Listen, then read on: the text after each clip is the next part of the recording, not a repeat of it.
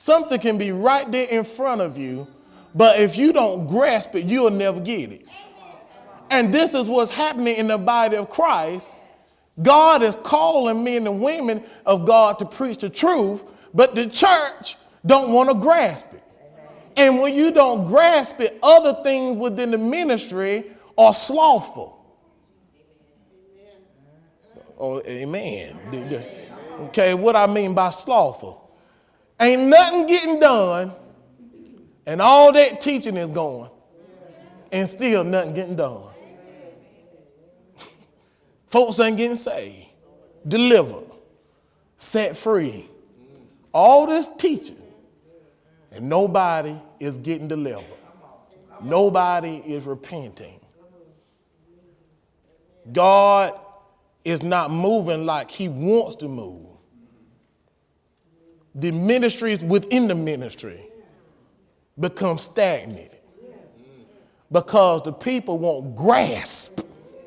They won't catch it. They won't say, hey, this is for me. I'm going to take it. I'm going to keep it. I'm going to hold it. I'm going to obey it. God will bless me. He will grow me spiritually, because I'm going to tell you something. You may have grown physically, but you can be a baby spiritually. Okay? In Matthew chapter 13, verses 14 through 17, he said to them, and in them is fulfilled the prophecy of Isaiah, which saith, by hearing ye shall hear and shall not understand, and ye shall see and shall not perceive.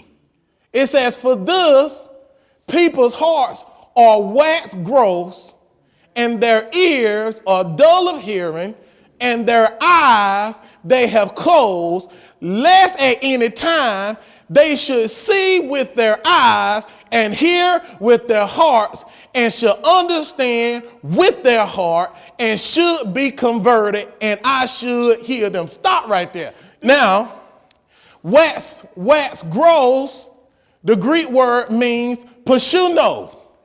Pacino means to make fat, stupid, insensible, inattentive, dull, and callous. So this word, Pacino, the reason why people can't understand the word is because they are in a state of Pacino. Oh my God. Jesus, help us. They are in the Greek word means wax gross, meaning Pacino, meaning that your heart is hard like a rock. Your heart has calluses on it because it's like you've been beaten, and what's happening is you want to protect your heart. A callus forms on your hand to protect the underlaying of your skin. If I work out and I don't have no gloves on, I have calluses on my hand right now. I got calluses all across this way and on the top, and they have been formed. Now, a callus don't start out that way.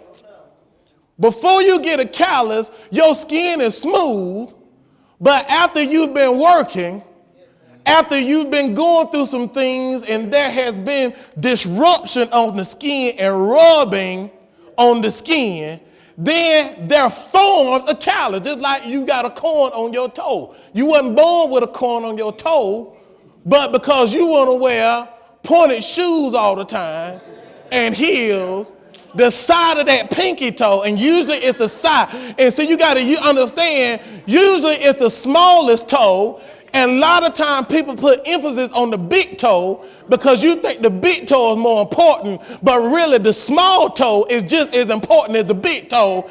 That's why the small toe is hurting so bad on the side of your foot, because a callus has been formed, and you put so much emphasis on the big toe, but you didn't deal with the small toe. Okay? This is what happens. Callus. Your heart has been beat up, bruised, hurt, and you don't want to trust the preacher. Amen. Oh, golly. You don't want to trust the God that he's receiving the information from.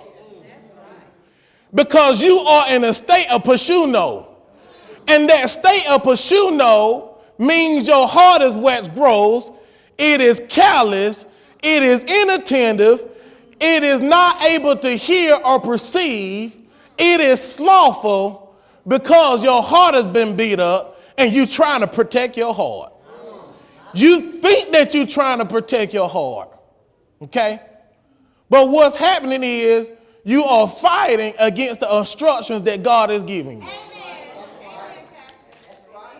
And when you do that, you can't grow.